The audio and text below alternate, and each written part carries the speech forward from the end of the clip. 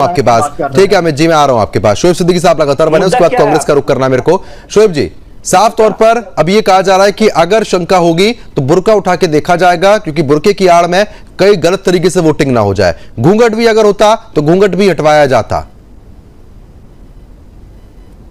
Hello जी शोएब जी, मेरी आवाज आ रही है? जी देखिए शर्मा जी, देखिए ऐसा है, जिस तरह पुरानी कहावत है कि मोहब्बत और जंग में हर चीज जायज होती है, लेकिन वो दूर की कौड़ी हो गई। अब इलेक्शन में भी लोग इख्तिदार में आने के लिए हर तरह के हथकंडे अपनाते हैं, चाहे मौजूदा हुकूमत हो चाहे आने वाली हुकूमत हो। आप देखिए यहाँ पे ऐसी बहस हो रही है बुरखे की और डिबेट कहीं और चली गई। आप बताइए, गिरिराज जी जो है केंद्रीय मंत्री हैं, बहुत बड़े लीडर हैं और हमेशा वो विवादित बयान के लिए जाने जाते हैं, उसमें कोई नई बात नहीं है।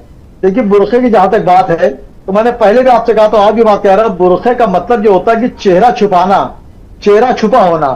तो बुरखा हो या घूंघट हो या हिजाब हो, घूंघट भी आप देखिए बुरखे से अहम तो घूंघट होता है जो यहाँ पर सीने तक होता है।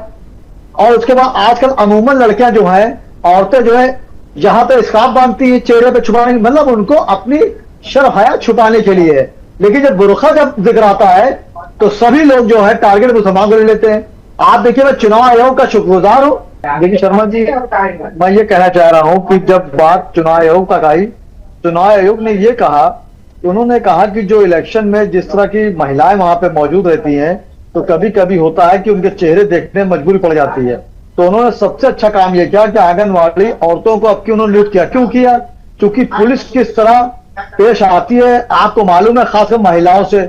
और महिलाओं के हमेशा दुश्मन रही। आप चाहे टीवी उठा के देखिए, सास बहू का झगड़ा हमेशा करा, भाभी। तो कुल मिला के आपको दिक्कत नहीं है ना इस फैसले से? देखिए मुकम्मल कर दूं तो आप बुरखे तो सिर्फ मुसलमान टारगेट नहीं लिए, हिजाब भी तो यहाँ तक होता है, घूंघट। आप बताइए, आप राजस्थान गए, यहाँ तक घूंघट होता है। नकाब की बात, बुरखे की बात आती है, आप मुसलमान टारगेट लेते हैं। भाई मैंने कहा कि देख लेंगे आपकी पारसाई भी, मैं कहते हैं शाम होने दीजिए, कोई भी बात होने की। लेकिन कहीं ना कहीं कोई भी मैटर होता है तो हम मीडिया वालों को भी खतरनाक ठहराते हैं, माफी के साथ, कि आप लोग टारगेट मुसलमान ले लेते हैं। बस किसी मुसलमान ने कहा, मैं कहा देखिए अभी आपने औरत तारीफ करी शोएब जी, कोई घूंघट वाली महिला भी तो ऐसे कामों में नहीं फंसती है ना फिर? घूंघट वाली महिला भी तो ऐसे कामों में नहीं फंसती है ना फिर? क्या बुरी बात है? अब जो मामले सामने आ रहे हैं उसमें क्या करें? अब हिजाब ही सामने आ रहा है, बुर्का ही सामने आ रहा है, तो सवाल तो पूछना पड़ता है हमको। शोएब जी, अब हमारी भी मजबूरी है, अब जो बात है, जो सामने चीजें आ रही है वो तो पूछनी पड़ेंगी ना।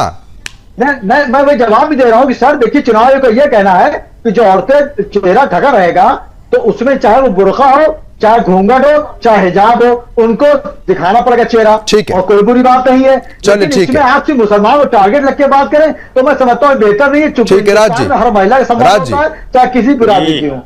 ठीक है, मैं आ रहा हूं आपके पास। राज जी, अब जिस तरीके से साफ तौर पर गिरिराज सिंह